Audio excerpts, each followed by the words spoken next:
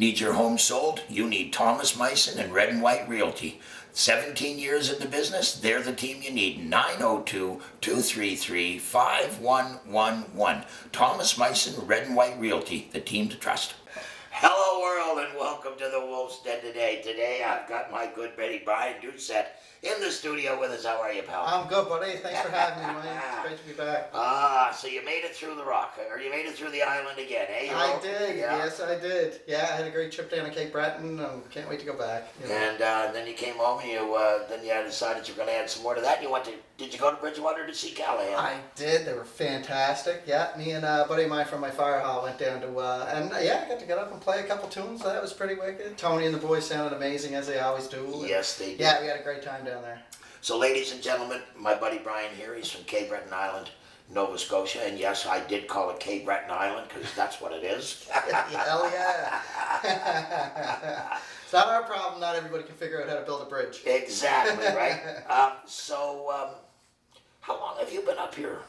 It's coming up on 7 years now. I was in the military for the first 5 that I was here, and I just got out about 2 years ago. So about 7 years. And you were in the fire services in the military? I was as a fireman with over at Shearwater. Yes. Following Shearwater. Thank you for your service. Thank you. And now you are doing. I am an occupational health and safety student, and I'm graduating in about 3 weeks with a diploma. I still got to do a work term after that, but I'll be a safety practitioner by the end of the summer. So. Well, I'll hook you up with a buddy that did that for many, many, many years for the government of Nova Scotia. He was actually, I think, one of the top guys. So now, what made you do that?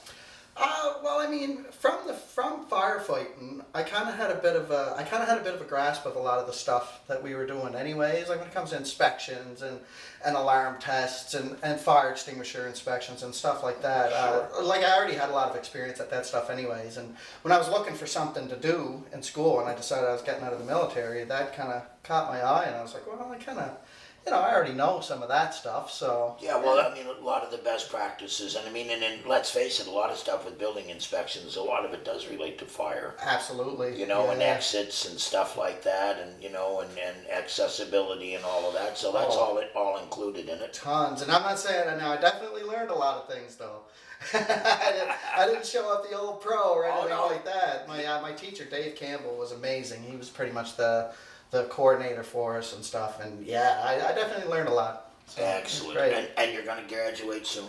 Yes, May-ish. I'm done a class. End of April, early May. I'm done a class. And then your work term, have you got that all set up?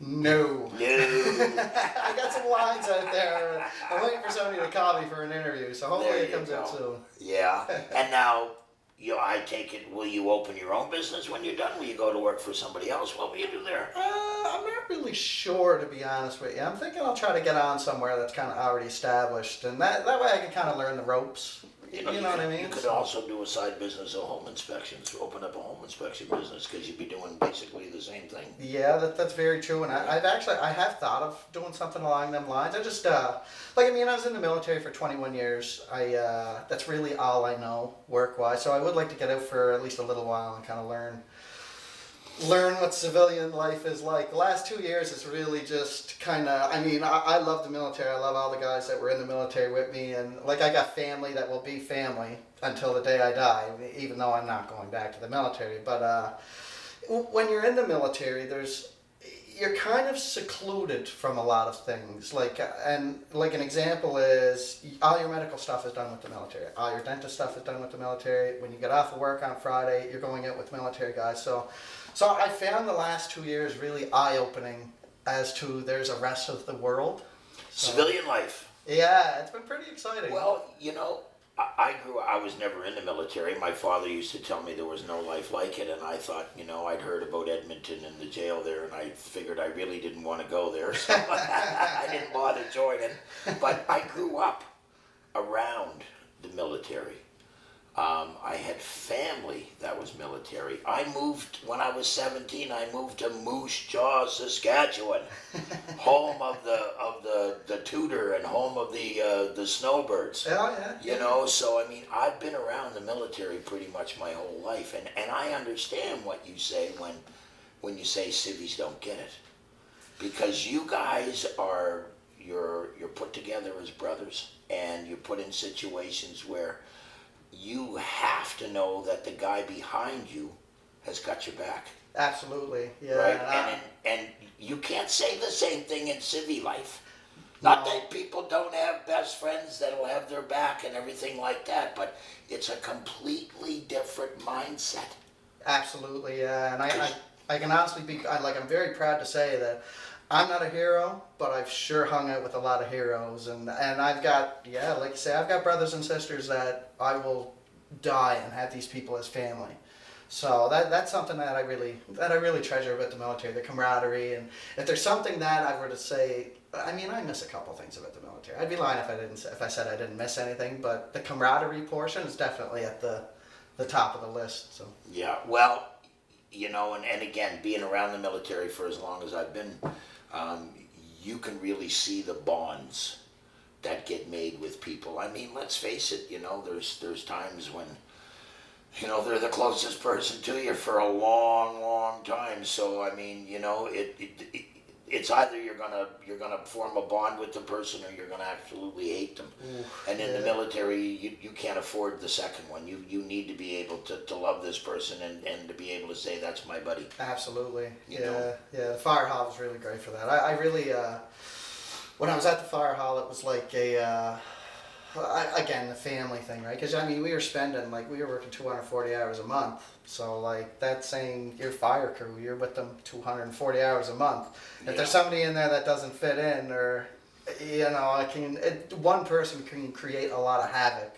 Yeah. Within a crew, but I didn't have that problem with many people. I can honestly say most guys over there are pretty checked out and pretty bang on. So. Well, I mean, you know, like you got to have a certain mindset to run into a burning building anyway. Yeah. Yeah, true enough. Right. Yeah. So I mean, right off the bat, you know, like that guy's, you know, he's got that adrenaline rush just like I do. Let's put it that way, okay?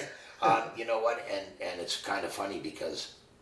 Again, in a kind of a weird way, I can sort of relate. Oh, I have no doubt, yeah. Because my dad, when my dad retired, the guy that had the most seniority in the Halifax City Fire Department retired. My dad retired with over 30 years on the force. Now there's guys today that came after my dad that have more time. But at that point in history, my dad was the longest serving fireman in the Halifax City Fire Department. Wow, that's weird. Yeah. Actually, just up until yesterday, there was some pictures opened up in a photograph album on the pool table there that I was going to upload to Facebook of my father jumping off of the aerial ladder and landing in the big net that they used to open up to catch up. Yeah. On Natal Day. So now, another thing that you do is you play music. I do. So, are you ready to give us a tune? Yeah, for sure. All right, well, just get yourself sorted out there, and we'll get you to give us a tune. All right. Now, any story with this? This one is about, and it was definitely written pre-coronavirus. Me and two buddies of mine from the fire hall, we kind of referred to ourselves as the tripod because we were the guys that. From our fire crew, we would get off of work and basically go downtown. It's more of a song about day drinking, say at like the Lower Deck or like Father's Mustache or one of those places. Okay. And it's about me and my buddy Dan and my buddy Rich. And it's basically a song about bar hopping downtown in the middle of a July day. So this is called Carousel. Right here in the Wolf's Den, ladies and gentlemen, and Wolf's Den Radio will be coming at you with Mr. Brian Doucette. Stick around, we got a tune for you.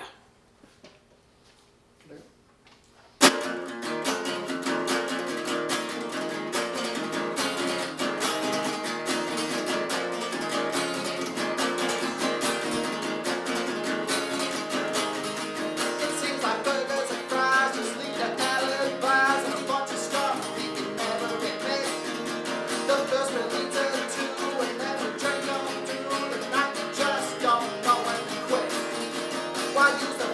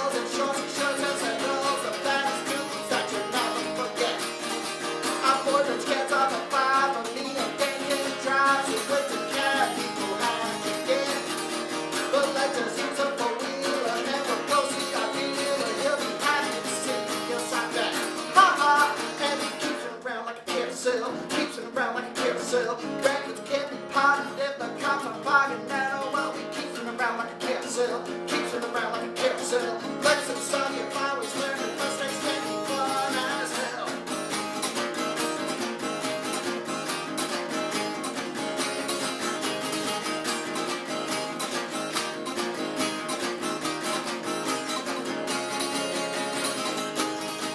It's only 7:45, but feels like it's getting late. I think it's time we shut her down.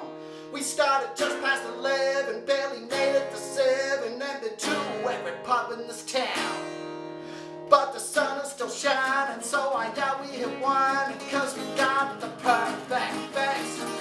Let's just make us add some lines, and we'll be doing fine. Our sleeves are still filled with more tricks. And we keep spinning around like a carousel, keep spinning around like a carousel. Records can't be potted, get the cops are barking, and oh well, we keep spinning around like a carousel, keep spinning around like a carousel. Lessons sung and always learning, mistakes can be fun as hell. We keep spinning around like a carousel, keep spinning around like a carousel. Records can't be potted, get the cops are barking, and oh well, we keep spinning around like a carousel, keep spinning around like a carousel. Lessons sung and always learning, mistakes can be fun as hell.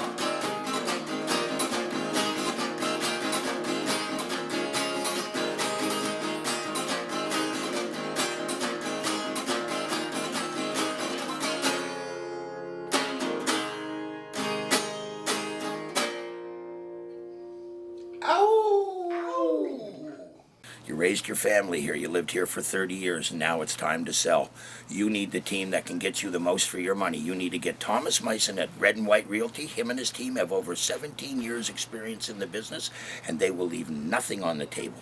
So for all your real estate needs, you need to call Red and White Realty. That's Thomas Meissen at Red and White Realty, 902-233-5111. Call Thomas Meissen. Welcome back to the Wolf's Den, ladies and gentlemen. At Wolf's Den Radio, we've got Brian Doucette with us in the studio. We're just rocking from downtown. Now, your buddies let you put their names in, and you're going back in. Well, actually, you're in the studio now. Yes, I'm just finishing up my third album, my third full-length studio album. This is going to come out probably third week April. Second-ish week. Yeah. We're just we're doing the last song, and we've got some mixing and mastering that we've got to do yet with it, and then it'll be coming out. As for the name of it, I'm not sure of the name of the album right yet, but we talked about that a little bit, but I don't know. To be determined doesn't sound too bad. It doesn't sound too bad. Actually, I loved it. As soon as you said it, I was like, I had that little light bulb go off. That's pretty good. You know, like, I mean, well, it's to be determined. I mean, it's relative, really. Yeah, absolutely. Yeah, like I actually love that name, To Be Determined. When you said it, it was like, that's brilliant, Wayne. Like, so. Well, it just came to me, right? Well, you know, you said you don't know. I said, well, to be determined. You know? You're definitely getting a mention on the back of the CD for that, by the way. I appreciate that, buddy. Now, so speaking of songwriters and that we know and stuff. On the 24th, and unfortunately that date will be gone by the time we get to air this show, but you're going to be at Pizza Town with Tony Trimper. I am. Songwriter Sessions, Wednesday, March 24th, with Tony Trimper. I'm pretty excited. You know what? I met Tony right before all the lockdown stuff happened, and I met him at a Songwriter Session, actually, so it's pretty cool. And now, I mean, you know, me and Tony are good buddies now, so it's like, yeah, he asked me if I wanted to come in to the Songwriter Session. I'm like, yeah, I'd love to. Yeah, we did a cool thing too during the lockdown because Tony was doing like interviews with Yeah, well, you did something at the shanty with Tony, did you? Yeah, it was fantastic. It was very cool. We did a little interview. And funny story, I played a song that I'll play for you here tonight. But I played a song for the whole interview. I was calling it. I'm terrible with the names of my own songs. So for the whole interview we're talking about, I'm calling this song Hometown. Yeah. And it wasn't until I got up and I started to strum my first chord and I went, the name of the song is not Hometown. It's Where I Come From. It's Where I Come. That might be your hometown, but that's not it. Yeah. I was like, is this live? He said, no, buddy, this isn't live. And I was like, we should keep this in here anyways, though, because it was comical, right? My big thing has always been live, and I kind of regret that I can't do this live, and maybe there'll be a point down the road where we'll just say the heck with it and we'll just wing it and go. But yeah, that's the thing I love about live, is we get to see the real person. We don't get to hear the 25 takes. Yeah, for sure. We get one. Yeah, exactly. Right? And for me, that's the most vulnerable thing a musician can do, as a person can do, is stand up there and bare themselves with something they've written. Ooh, absolutely. In front of people they don't know. Yeah. Right? That are drinking. What could go wrong? Yeah, you suck, buddy. You know what? They figured that out in the States. Did you ever notice all the bars down there have chicken wire around? So they can't bean you with the bottle, right? Yeah. And you can tell right where the singer stands. That's where the screen's all caved in, right? Him and the bass player. Yeah, the first time I ever played in front of people, I was 25 or 26 years old, and I was living in Fredericton.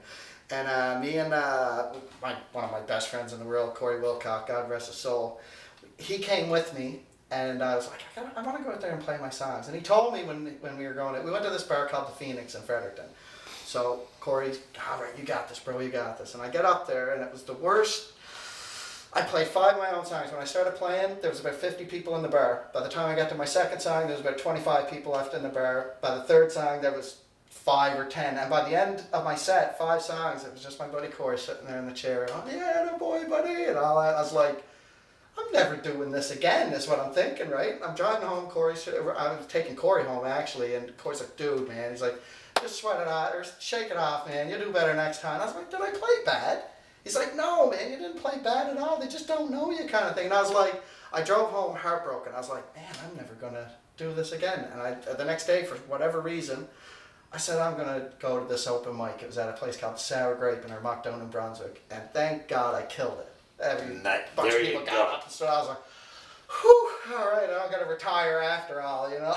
Yeah. I could go out and introduce anybody in front of 10,000, 15,000 people. I have a few beers, I'll warble, but to go out and stand on a stage and have people actually focusing on me to sing, I don't think I could do it. There's a lot of things that I'm not afraid of, but that would be one of them. Now, go and tell jokes, not a problem, not a problem at all. But to sing, no, brother, that wouldn't be me. I think I hide it very well, because I am nervous. I still get nervous. Listen, I'm going to tell you something right now. As you know, I MC, and I've emceed some pretty good-sized music festivals, and I've had some pretty big names that have sat in the green room with me. Mm-hmm. And I'm here to tell you right now, don't ever think you're alone. Oh, no. And don't think just because they've done as many shows as they've done that they're any less nervous than you are. I think it's part of it. I think it's kind of like jumping out of an airplane. Do you know what?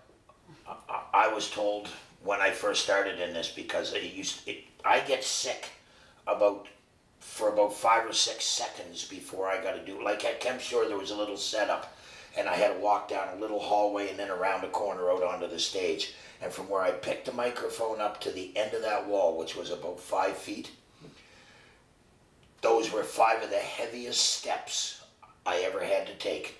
But when I got to that corner, I knew I had a job to do.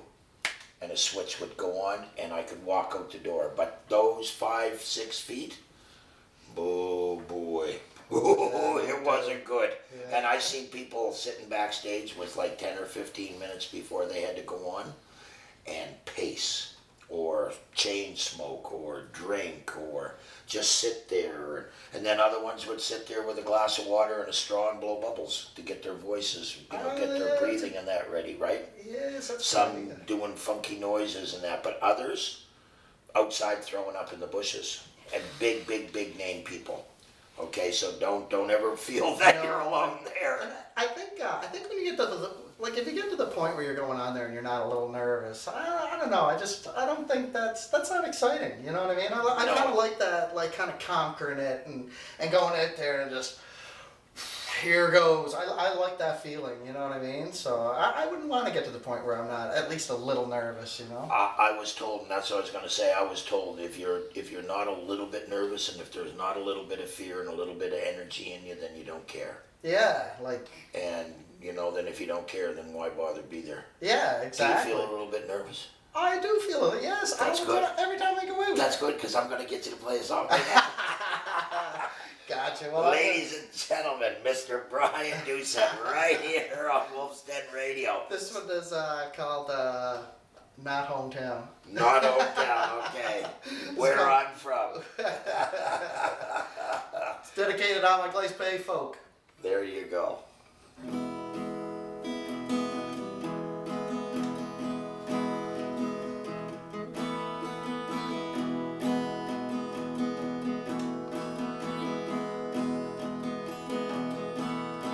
Pretty much moved away about 23. Small town living was cool, but not really for me. But it isn't too often, I'm not thrilled to be going home. On the quietest of nights, you'll never have to feel alone.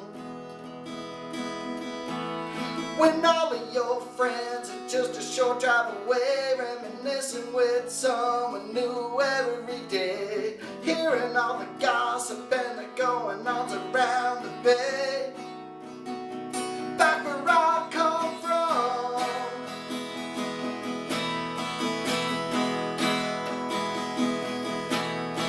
we ain't shocked that the guy asleep at the bar because it's every single week he seems to overstep his buzz. And this one's been sleeping with that one, but it's all the same. 'Cause I'm having a damn good time on my 12-dot game. And sometimes it gets rowdy, but it's usually tame. Literally everybody knows your name. They don't hold no grudges, but they sure hold on to the blame.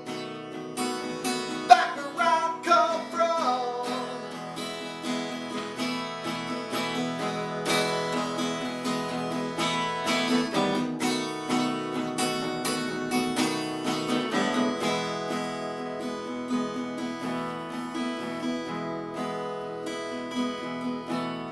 the ballpark's a place to be, starting about late June. Wake up about 11, be at the beer store by noon. And nobody overly cares about who won.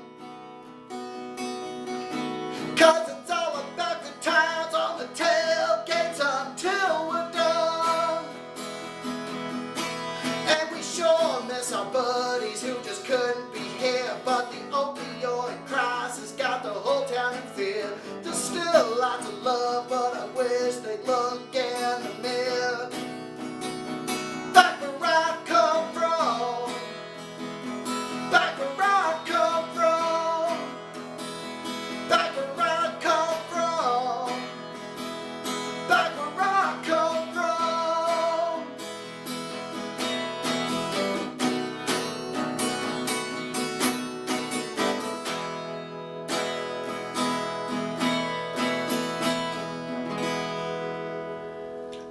For all your real estate needs, Thomas Meissen and Red and White Realty, 902-233-5111. Leave nothing on the table. Thomas Meissen, Red and White Realty, 902-233-5111. Welcome back to the Wolf's Den, ladies and gentlemen. Wolf's Den Radio is so happy to have Mr. Brian Doucette in the studio with us today. Now, That was an awesome little tune. Oh, thanks very much. I really like that. Yeah, I wrote that about my my hometown. How about your hometown? But Glace Bay, yeah, I grew up in a place. I grew up in a place that you would have to borrow money to be poor.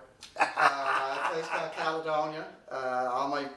We were the Caledonia boys. There was a gang of about 20 of us growing up, and and I basically just wrote it about like trips home. You know, I find I haven't lived there. I moved away in probably about 2005. I left, and I mean I was going back sporadically or whatever. But it's more a song about getting on the Trans-Canada Highway and the trip home and what you're excited about and something I noticed about cities, because I've lived in cities since I left, kind of things, that when you want to visit somebody, a lot of people are anywhere between 20 to 45 minutes away. So when you're in a place like Glace Bay, if you want to go visit somebody, some of the places you can walk to and be there in like 5-10 minutes, right? So it's kind of along them lines. Kind of like that kind of vibe, and the summers is most weekends you're going to a ball tournament, and you know you're drunk before the sun actually goes down. And well, you know, when you live in small rural town Canada or small rural town USA or anywhere, you know, there's certain things you do. I mean, here in Canada we played fastball or hardball in the summer, and then as years went on, soccer became more and more prevalent, but hockey in the winter. And that's what you did, like you said, and then there was always a swimming hole. Yeah, oh yeah. You know, so when we grew up small town, there were certain things that we did. I mean, I grew up more city, but I spent a lot of time, you know, small town, just at family places and stuff like that. But yeah, and you're right. I mean, I lived in Moose Jaw for part of my life, and yeah, on the weekends, that's what we did. You know, there was slow pitch tournaments and, you know, and broom ball and stuff like that, and that's what you did. Yeah, for sure. Like I love it down there. I love going down there. Going down for like 4 or 5 days at a time. You see all your friends, and I never got into the hockey. I was too poor to play hockey, actually.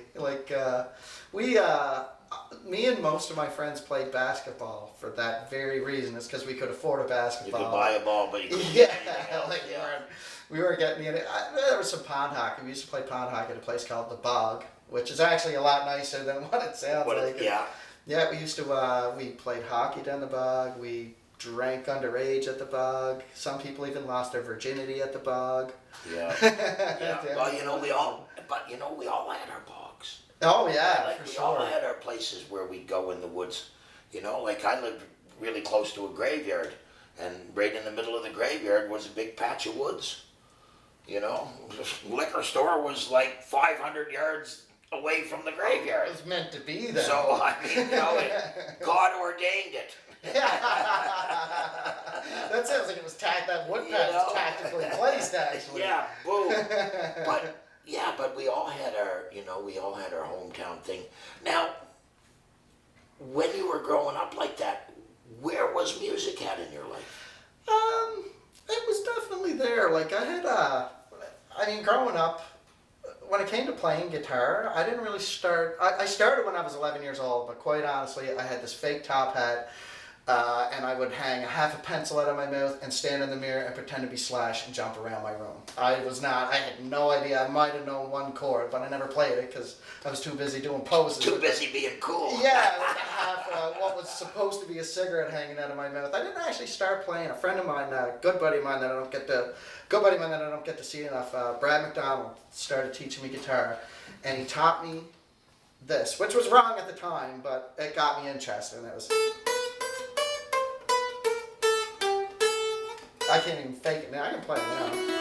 You know what I mean? Yeah. But he taught me Paint It Black, horribly incorrect. And he's a great guitar player now, don't get me wrong. But he taught me Paint It Black, horribly wrong. And he taught me TNT by AC/DC. AC/DC, yeah. So when I would screw up TNT by AC/DC, I would get frustrated. And I would just go back to that incorrect way of playing Paint It Black. And that kept me interested.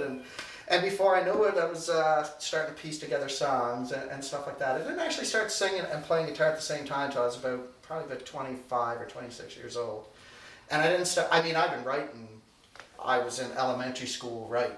Like I would sit there and I would write lyrics to songs that already existed, and I would just change the lyrics. Most times they were funny, and I'd sing them out loud to get a rise out of the class and stuff like that. But that, when it comes to writing lyrics, I mean, I've been writing lyrics since I could write, and it would just always be. I used to write short stories.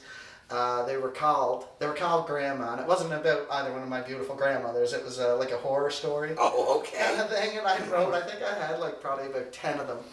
And everyone in my class would be asking, hey, did you write a new grandma story yet? And I'd read it for the class and all that. And the teachers would let me read it until they wouldn't let me read it because some of it got a little out of hand. Right? We were kids, so. Yeah. So yeah, I mean, I've been writing. I've been writing as long as I can remember. Like, I'm talking elementary school, so. And you never really thought anything of it. It was just like, that's what you did. Yeah, pretty much. Yeah, I had no idea. I mean, my father had me reading like I read The Green Mile. I remember the Tom Hanks movie. Well, it was years before there was even a movie thought of. Yeah.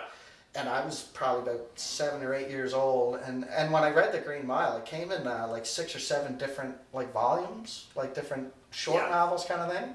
And I read The Green Mile. I was only about between probably less than 10 years old. So like reading and writing is something that really comes very, I don't want to say like natural, like it's almost like a very second nature thing to me. So. Well, you know, I mean, look, we all have gifts and we all have, you know, things that we're good at. I have to thank my mother. My mother apparently, and I never knew this until I was an adult and until basically after she was gone, but my mother used to write poetry. Oh, yeah. And I never in my life read one of her poems. I didn't even know she did it. And I don't think she did after she had me. She had too much on her hands. She didn't have time to write. But yeah, like my mother taught me at a really, really, really young age how to read and the importance of reading. And she encouraged me to read, and she challenged me to read. So at a young age, I was reading above my grade level. And my wife can attest to you, like if we're going away for a weekend or something, and if I come up with a book like that's 600 pages, my wife is like, no, you're not taking that book. Because she knows once I open it, I'm gone. If it's something I like, I'm gone for 3 or 4 hours. And I can read probably in about 5-6 hours, I could probably finish that 600 or 700 page book. Oh wow! Yeah, because once I get into it, the pages just turn. Yeah, you know? I get the same way. If I get really into something, I can read through it pretty fast, and it almost makes me like I've seen you get complacent with that and read too fast and be like, hold on here, and then you got to go back a page or two. Or listen, brother, it's nothing for me to go back a couple chapters to try to refigure out where I'm at, because like you said, you know, you go on autopilot, right? And really, after a while, you're just turning the pages. You're not really catching the words, right? Yeah, for sure.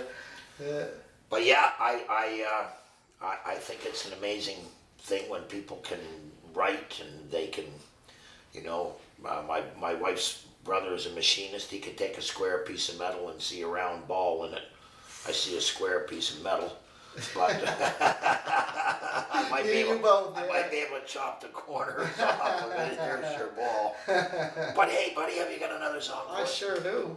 All right, my man. Here we go, ladies and gentlemen. Once again, Wolf's Den Radio. We've got Mr. Brian Doucette, and he's going to play us another original song. Speaking of Caledonia, this one is called Back to Caledonia. There we go.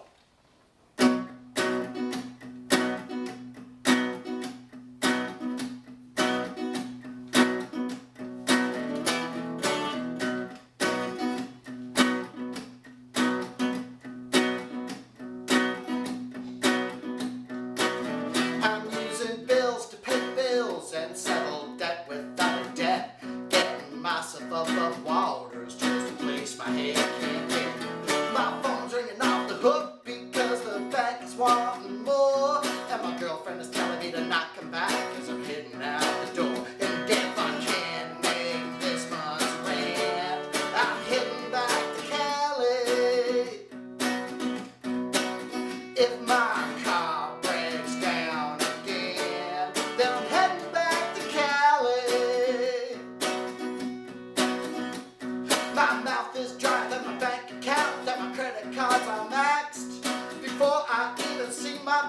government gets their first cracks. I've gotta see the cash, gonna feed myself and have a few beer to relax. The more hours I work, the more I pay an income tax. Yeah, my girl's all that keeps me here from hitting back to Cali.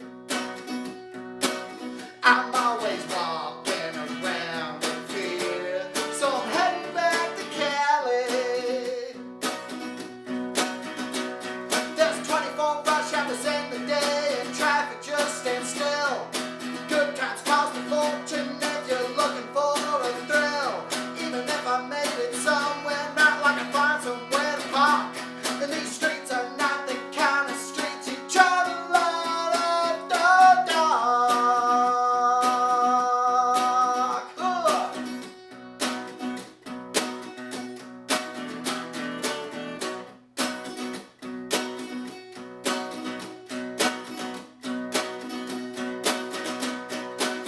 And I can't even afford a cab, so I'm heading back to Cali. Hope I don't end up on a sled and heading back to Cali. Small town living never looked so good, so I'm heading back to Cali.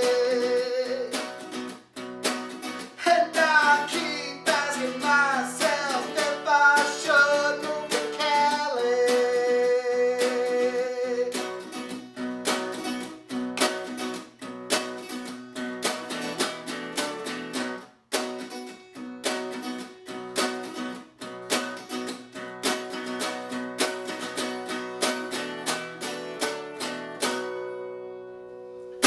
Oh, there we go, Mr. Brian Doucette live in the Wolf's Den. Hi, folks. Is it time for you to sell your home? You need a professional to do that if you're going to sell your home. You need Thomas Meissen at Red and White Realty. Thomas has over 17 years in the business, and he knows what's going on. He will leave nothing on the table. He will get you everything you need to get out of your house. You need to call Thomas Meissen at Red and White Realty. That's 902-233-5111. Call him today.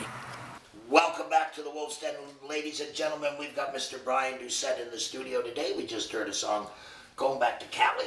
Going back to Caledonia. I had it Caledonia. originally named it was Back to Cali, but people were thinking it meant California. California, yeah. And I'm like, it's actually a song like more if you're living in somewhere like say Los Angeles or a big city, it's time of escaping that. So I call it on the album. It's called like the actual title of the song. I changed it back to Caledonia. But it's back to Cali through Back to the song, Cali. yeah. Well, I mean, it's almost like we talked about earlier there, to be determined. Yeah. Well, I'm pretty sure I'm just gonna keep it back to Cali. Yeah, but it's kind of suspect though, because like going back to Cali means something to you, and anybody that knows you Oh would yeah. get it. Especially right? anybody from Place Bay. Yeah. Yeah. And like there's times when you can't predict what other people are going to think or where they're going to think it's at, right? Oh, And if absolutely. hey, listen, if there's a place that they know that's Cali and it reminds them of it. Absolutely, yeah. I think that's a beautiful thing about music is that when you write a song, I mean, just because I write a song about something, whatever, somebody else can take their own, listen to the lyrics and kind of interpret it in their own kind of way. And that's what I did growing up, listening to music, you know what I mean? Like I was listening to, I basically went from being hardcore Guns N' Roses to about 8 or 9 straight years of hardcore Tupac Shakur. I was a huge rap fan for a while, and then I kind of transferred back to like heavy metal, and then I had another rap phase, and then for probably about 6 or 7 years I listened to nothing but country music. And I love that about music. I love how you can listen to lyrics and you can kind of, you're not manipulating the lyrics, but in your head you're kind of making it fit your own situation. So that's something I hope to do for people as well, right? I hope people listen to it and kind of like, yeah, I can relate to that. However they're doing it, it doesn't really matter. But I've never liked boxes, right? I've never liked to say, oh, this is this and that's that. As far as genres of music go, you know what? Music is music. Some I like more than others, but I can't play, so I'm not going to criticize. yeah, Right? you know. I have my tastes, and I know what I like. But I can get up in the morning and listen to opera, and a couple hours later I could jam out to Zamfir on the pan flute for a couple hours. Yeah, absolutely. And then I could listen to Pink Floyd, and a little Alice Cooper. And then I could listen to Glenn Campbell and the Outlaws. Oh, absolutely. Yeah. All in the same day, and enjoy every single bit of it. Me too. Yeah, I can listen to anything. I've even people are gonna watch this and go, "Oh, it's shutting this off," but I actually like Justin Bieber. I got a lot of respect for Justin Bieber, and I'll tell you why. I used to be one of those people that Bieber sucks, making those Bieber jokes, and I had a friend of mine send me 4 songs one day, not texted, but sent audio files to me, and I was listening to these songs. I was like, man, who is this guy? This is deadly. And then probably about the second or third song in, I heard, "You should go and love yourself," and I'm like, I was just sitting here rocking out to Justin Bieber, and now I'm like, man, the guy is he's one of the most talented people on the planet, Look, you hear people, Nickelback, don't play them. Don't play Mustang Sally. I love Nickelback. Don't play Wagon Wheel. Don't play this. Don't play that. You know what? Have they been beat to death? Yes. Why? Because they're awesome. Because they're some of the most iconic songs ever written. Absolutely. And why are they overplayed? People are listening. Because people keep asking. Oh, absolutely. Yeah. Right? Like I love Nickelback. I never understood the whole so many people trash Nickelback, and I'm like, man, they're Canadian. They're one of the best bands. Like, they're talented as hell. Like, for me, it's herd mentality. You look how quick. If there's a post on social media and somebody says something and it gets somebody's dander up in a knot, and they write a comment, and then somebody else writes another comment, after about 10 comments, people are just reacting. yeah. And they're calling the person who's being, called out here down to the lowest. But you realize about 50 comments in that most of them don't even know what the original post was about. Yeah. They're just spewing Yeah. their anger and their rancor. I mean, we've got so many armchair quarterbacks these days and warriors.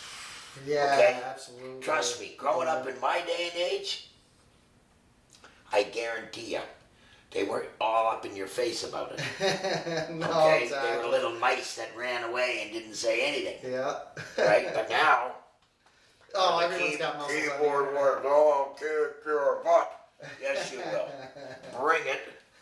So Right? true, though, yeah. But they get, and again, they don't even look at what the question is or whatever. They just, they know what they want to say, so they say it. Oh, yeah. Yeah, I know. There's no consequences. No. There's just, you can say whatever you want on the internet, and Who's it could be going to come somebody after from... you? Yeah, exactly. It could be Right. somebody from the other side of the country, and, they can get Exactly. away with saying whatever they want. And I think that's something that people should start realizing that.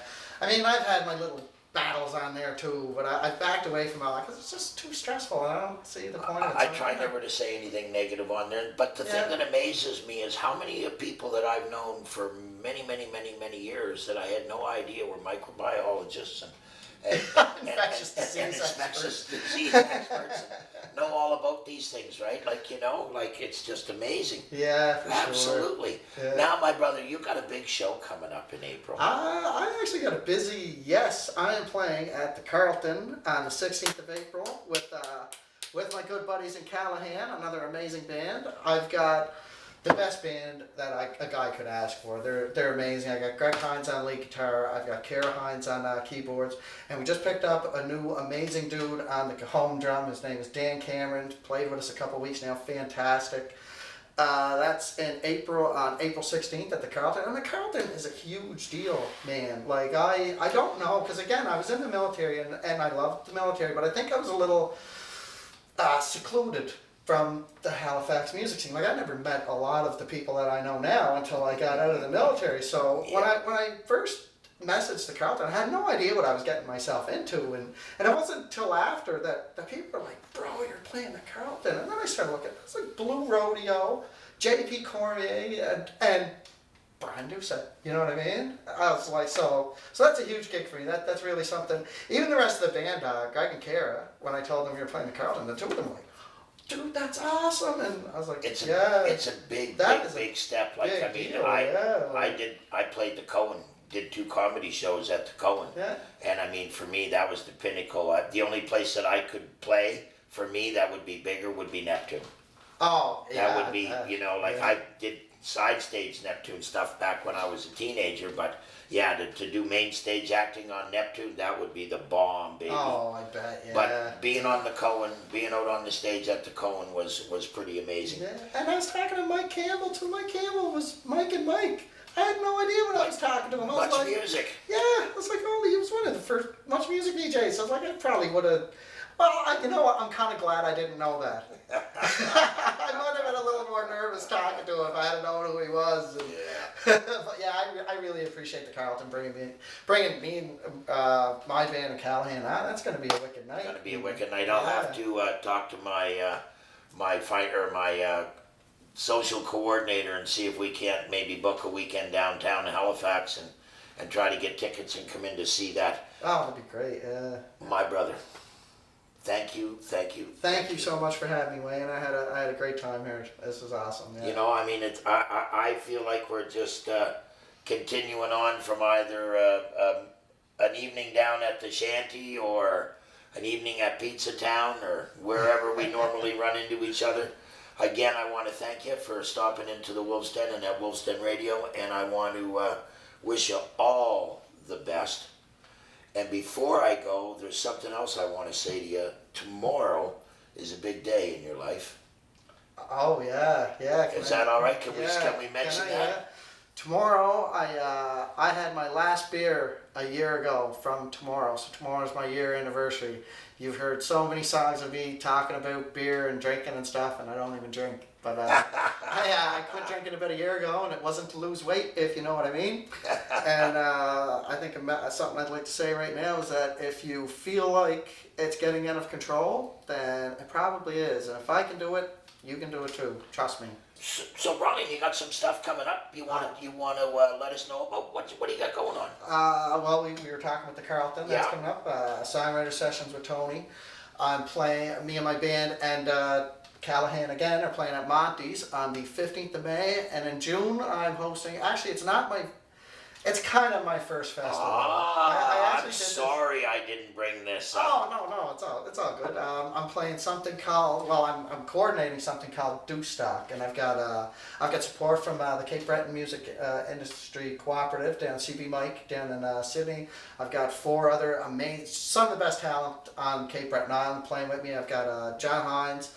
R.G. Schaller, Lasse McDonald, and the Brothers Osborne are going to be sharing the bill with us. So we've got 5 bands. It would be the 3rd one, but it got canceled last year for safety reasons, COVID. Yeah.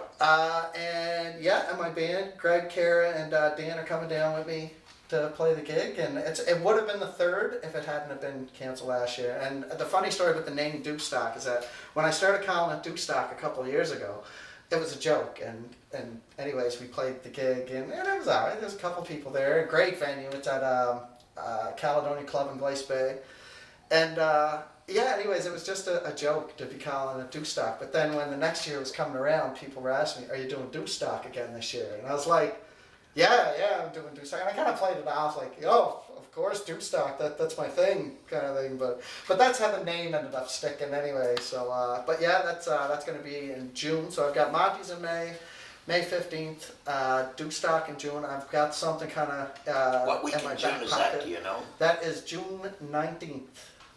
It's on a Saturday. I'm hoping for it to be first weekend kind of summer. I think summer's the 21st, but I'm calling it the first week of summer anyways. You're not close. Yeah. And I got 2 virtual festivals actually. I'm playing a fundraiser called Threads for Life, and that is for families that have been affected by workplace injuries. A friend of mine is helping coordinate it, Dan Muse. And I'm going to be playing a virtual show for them guys on the 14th of May, and I'm playing Riverfest virtual Riverfest this year. Are they going to do a virtual? Yeah. Yeah, I'm going to, they're doing it August. I'm not 100% sure of the dates. I want to say August 14th and 15th, but it's in the middle of August, one of those weekends. Wow, there, so. that's pretty inventive. Yeah. To do it like that. I know a band that played there pretty much straight from conception. Short Notice, a band from Truro, or from Chester. Tony Rogers' band. They played there, and Jen Miller's played there. And I think it was a really great idea for them to move. A lot of times, it's never, ever a good time to move. But they moved from a place where they really didn't have a whole lot of camping to Fox Mountain. So now they have beaucoup camping, and they have power, and they have everything, all the things they didn't have when they were at the other location for Riverfest. Oh, okay, yeah, because I googled some, when I first kind of applied, I hadn't even heard back from them yet, but I was like, I'd like to do that kind of thing. So I sent out an email, you send some links and stuff like that, just so they know you're legit. And I hadn't even gotten a response back yet, and I started Googling, like, old Riverfest photos and videos and stuff like that. And I was like, man, I hope they get back to me. Like, this looks awesome, right? It was a really cool, like, little grassroots festival because, like I said, you could only go there with a tent. Yeah. Right? There was no trailer camping or anything like that. So it was basically just younger people that, had tents and stuff. And it was, from what I understand, it was very well received. Oh, yeah. It must have been because it's been going for 9 or 10 years or something like that. So. Yeah, and they got a few thousand followers too on Facebook and stuff, right? So I'm pretty psyched about that, and it's good too because like after the last year, everything kind of shut down or like slowed down and all that, and it seems like there's light at the end of the tunnel. I think the entire planet had a pretty rough year, and it seems like things are going in the right direction for. Coming out of it, right? So let's hope, buddy. Again, there's so much that we're all looking forward to. You were talking about Darren's festival earlier, their fish stock. Well, hopefully that will go this year. There's another gentleman down in Bridgewater or in the Mahone Bay area, and that he wants to do a jazz and blues kind of thing down there. Mr. Clark, I hope that gets to go. I know Mark Peterson is going to do a scaled back version. They're not doing the Kempshore Acoustic Festival, but they are doing a little mini fest of some sort. Darcy up at Pembroke Productions is going to be doing his 3 little gigs this year. Let's hope that there's other places. I'm really hoping that the LaHave River down there at their little campground, they have a wicked little festival down there. And if you're listening, I'd really like to come and work it. Call me. But I'm biting at the bit. I want to go back. I want to go back to work. Yeah, for sure. For me, my gigs are very limited. Right, not too many people need an MC to introduce the band for the night. So you're the best in the business, though. Well, I thank you for that, but yes, I mean it from the bottom of my heart, man. You're not famous for no reason, man. Well, I don't know how famous I am, but I know I love what I do, and because it gives me the opportunity to meet fantastic people like yourself. I appreciate that. Thanks very much. I feel very blessed to be able to be around the talent that we call. Around here because it's just astronomical. So it is. I thank you for that. And again, we wish you nothing but the best, my man. You heard it right here at Wolf's Den Radio, ladies and gentlemen. You know what we always say here. Please, folks, be nice. Be kind to one another. It's so easy.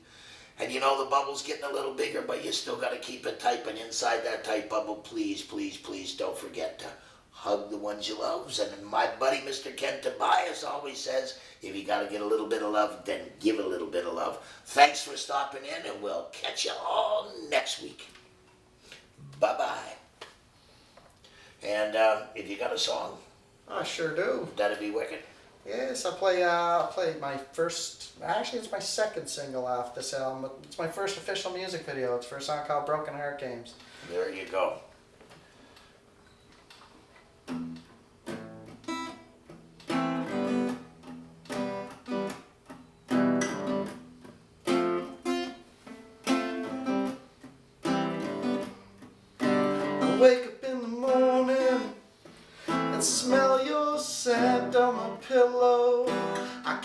believe I drove you this far away. You can't imagine how much shame I carry from the way I spoke to you. My fear of losing everything best in me that day. And I tried to move on, told myself you were gone. Now I got the fakest smile that just won't go away. So I smiled at all my friends inside my with tenderness, stretching past the point of breaking. I gotta move on, gotta be strong, embrace the happiness I spent so long faking. I think the feeling's guilt that's caused by shame, but there's no direction anywhere for me to point the blame. So I'll just sit here playing broken heart games.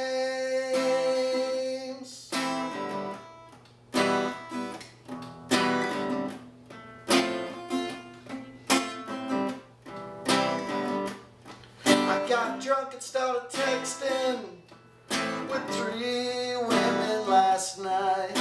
I downloaded Tinder, trying to swipe you away. I turned down all 3 cause I couldn't stand the thoughts of someone else sharing my bed. I guess I'm just doomed to sit here and drink all day. And I try to go out, and then now come the doubts that I'm never gonna be ready to throw the thought of us away. So I smile at all my friends inside my wits and is stretching past the point of breaking. I gotta move on, gotta be strong, embrace the happiness I spent so long faking. I think the feeling's guilt that's caused by shame, but there's no direction anywhere for me to point the blame. So I'll just sit here playing broken heart games.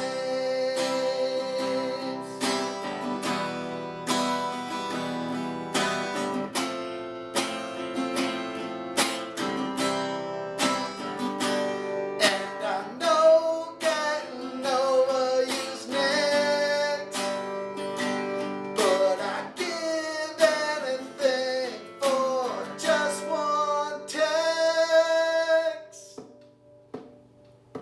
So I smiled at all my friends inside my wit tenders, stretching past the point